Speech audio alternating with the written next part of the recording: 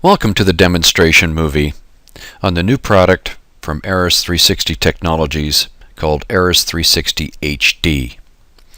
And in this movie, what we're going to focus on is how you create 3D animations.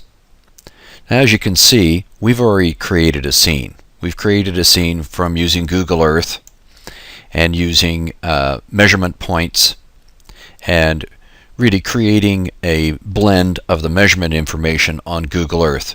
And the details of that is covered in one of the other movies. So right now, we're going to take this from the point where we've formed our scene. This is a process that took about 10 minutes. The next thing to do is to now create a 3D animation on our prepared scene and make it a scientifically accurate 3D animation consistent with the evidence and the facts. So the first thing that you're going to do is use our library system to get the vehicles that were involved in the incident. So very simple. Go to Models, the Models tab here, go to Database. Always our customers go to the database. That way they can get the exact vehicle that was involved in the incident. So we're using the Acura RL 4-door sedan. We get a little picture of it right here to make sure we got the right one. As you can see, all the specs are displayed, so we can click and get a report if we need one. So I'm going to click Insert, and I'm going to place this Acura where I want it to start. Then now we can see that an animation path is actually attached to my cursor.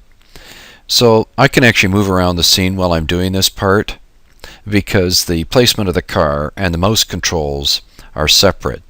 So I'm going to click approximately where I think the point of impact was based on the evidence, and I'm going to click and where I think rest was based on the evidence points. Don't have to get it perfect at this point.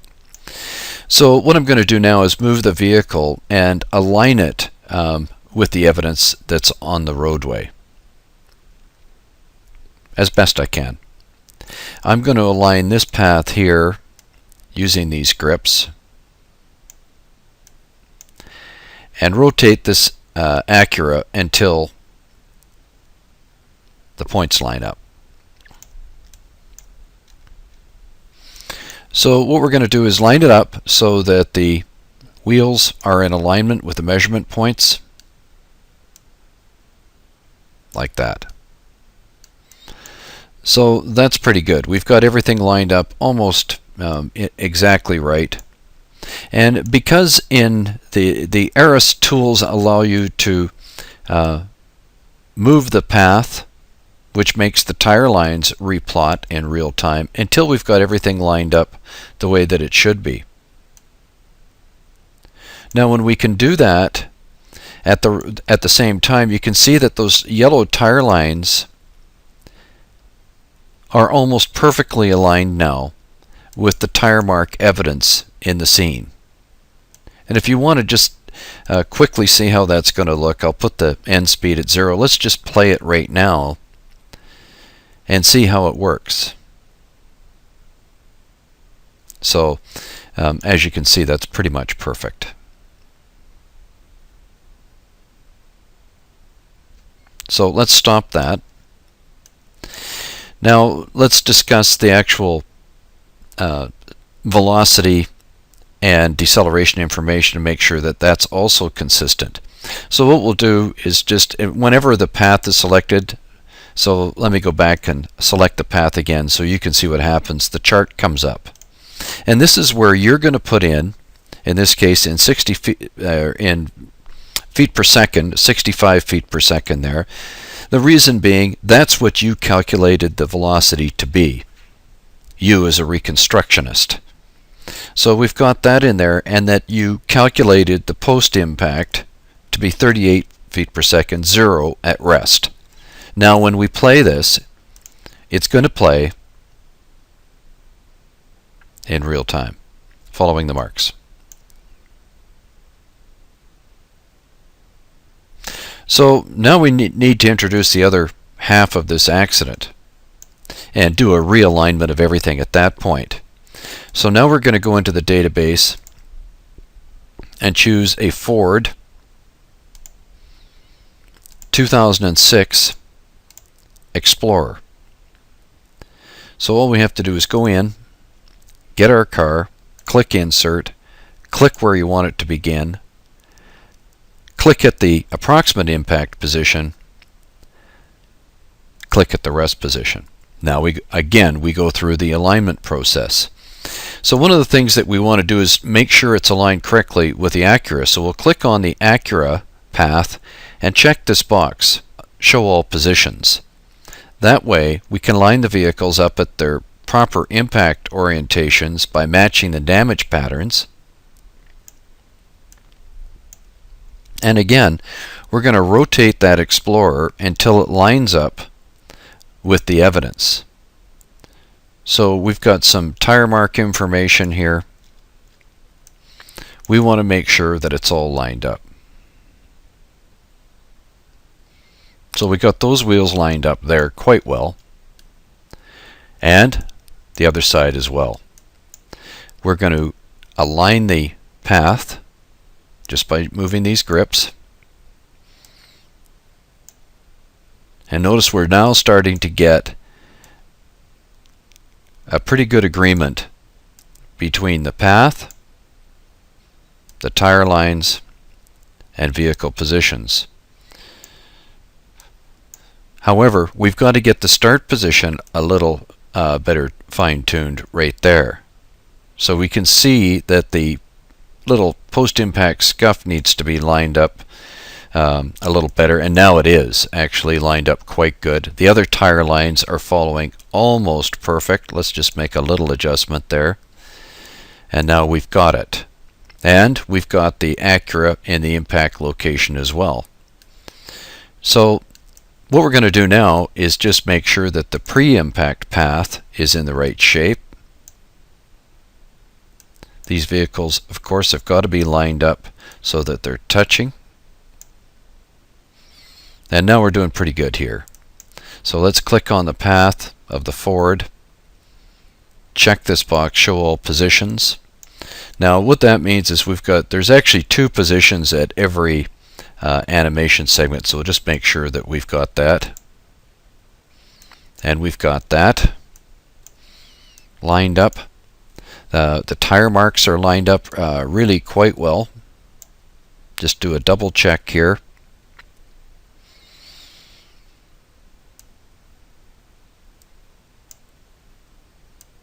Again, each time we align things, we're making sure that those yellow tire lines are following the actual marks that have been plotted into the scene. So this whole process of lining everything up, getting the vehicles lined up on their tire marks, is something that should really only take about 5 minutes or so. The next step is to go to the animation chart for the Ford. So the Ford's path is selected, so we're going to go into here, click 0 as its initial speed, and then whatever you figured out the impact speed to be, the post-impact speed, and notice the program automatically calculates the acceleration, time, and the distance, of course, is known because we're always working in a true 2-scale environment. We then click here to synchronize. You can synchronize up to 10 impacts in ARRIS 360 HD. So let's just try it out now. So what we're going to do is click play. The Ford pulls out. Now we have an accurate animation.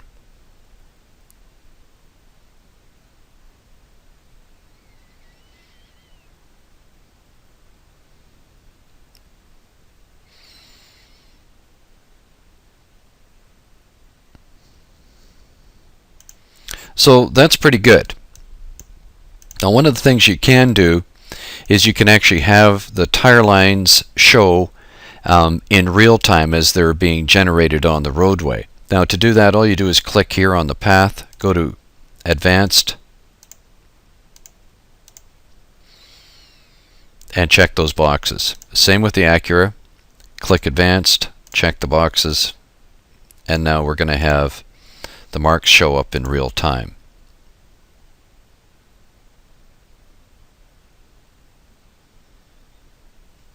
So what you would do then is the lines that we've already got on the scene here, you might want to click on those tire lines, and what we'll do is we'll put them on another layer. So I'm going to multi-select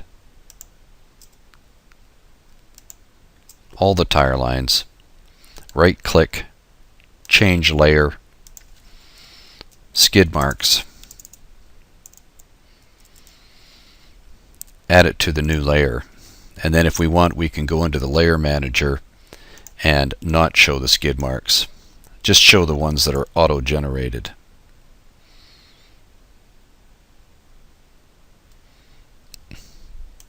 And you can show them wheel by wheel if you want to.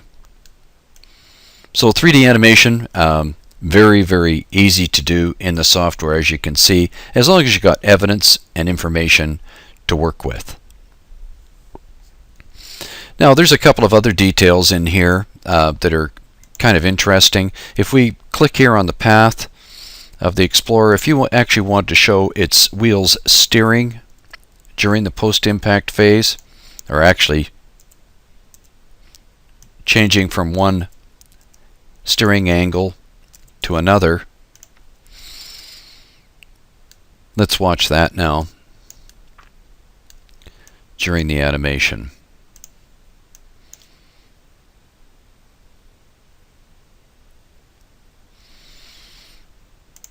So what I did is I put the steering angle in as a positive number. I guess we should have used it a negative number.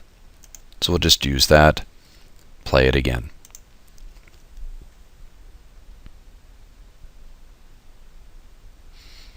Notice that the wheels spin.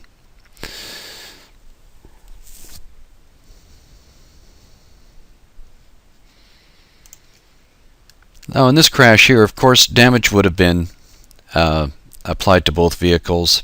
So let's put damage on the cars. So all I have to do is click on the Acura here and click over here, set damage. I'm going to choose the front, and I'm going to use our sync number of 1 that we applied to the animation.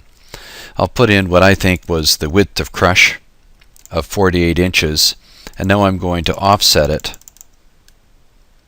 because it happened more on towards the passenger side of the vehicle. We can enter our crush measurements right here.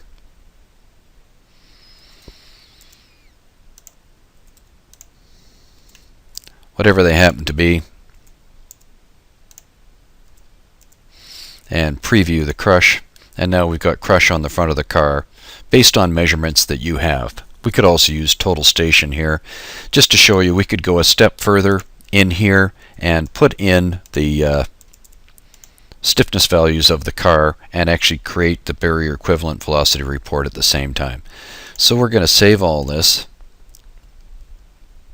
and watch what happens now in our crash. So in the crash, what happened? The animated crash, the damage is applied right at impact time. So we could do the same to the Ford in the same manner. So now what we can do is just add a bit more reality to this scene by going under the View tab to Lights and turning on Shadows. So now we've got shadows cast in the scene, and if we change our sunlight option, and you get to see these controls whenever you click anywhere in the background of the scene, this is going to come up. And now we can actually see the cast shadows. So as we play the animation, it looks more realistic. Shadows are cast on the roadway from the vehicles, and in precisely the right angle.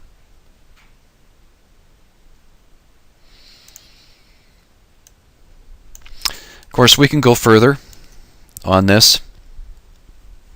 Some of the other effects that might be something that you want to show would be lighting. So I'm turning off the shadows. You can't have light and shadows in our system. Let's turn down the lights. I'm not going to make it completely dark, but we'll make it quite dark. And this is how easy it is. Just click on the car, turn on the headlights. Click on the Explorer, turn on its headlights, and play.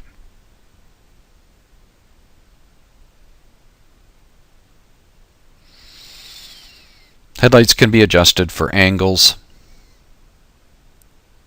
intensity, etc.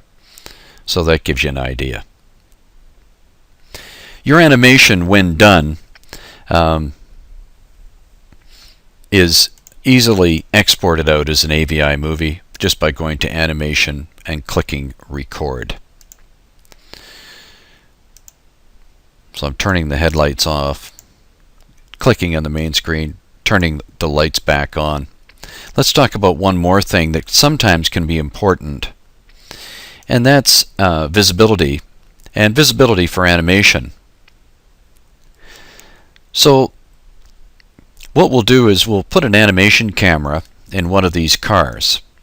So the contention might be that the driver of the Explorer could not see the Acura at the time that he pulled out. So if we look at the time here, the Explorer takes exactly 3 seconds to get from the stop line to the impact point. So the question is, where was the Acura 3 seconds away? So in this case here, it says 1.95. So what we would want to do is move our Acura back down the road until we have a matchup at 3 seconds. So I'm just doing it manually here.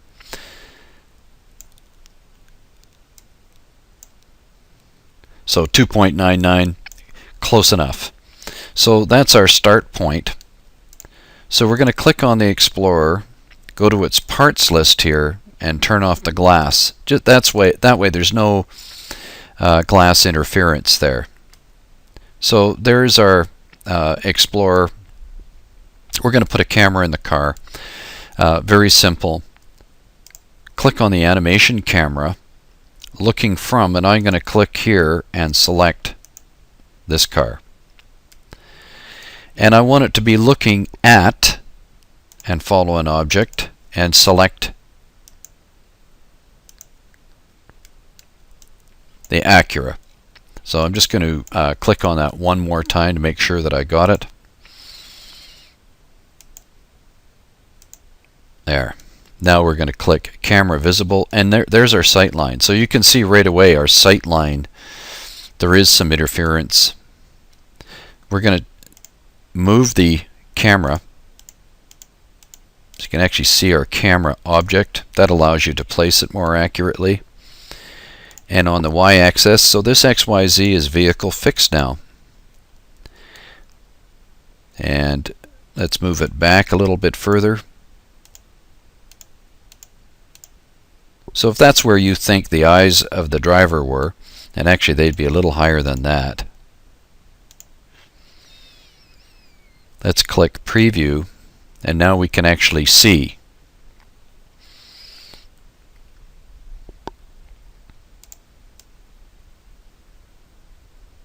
So I'm going to move back here again to the position of the car, look at my camera, and just move it a slight amount forward.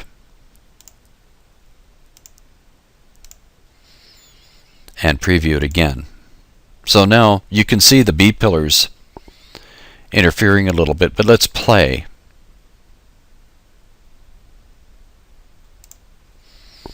So in that case there, I had forgotten to check and use the camera. So let's play it again.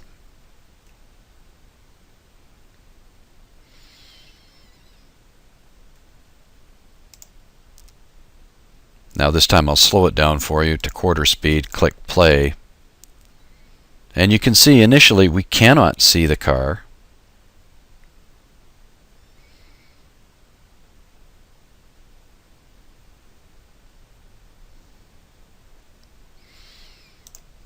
So that's animation cameras. There's lots more you can do. You can put in multiple cameras, etc. So there's a brief overview of how to create a synchronized two-vehicle animation with some of the effects like shadows and lighting Gives you an idea of how you match it to evidence that you've got in the scene already.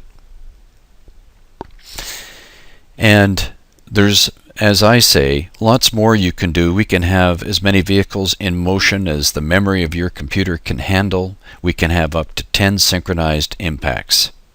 Thanks for watching.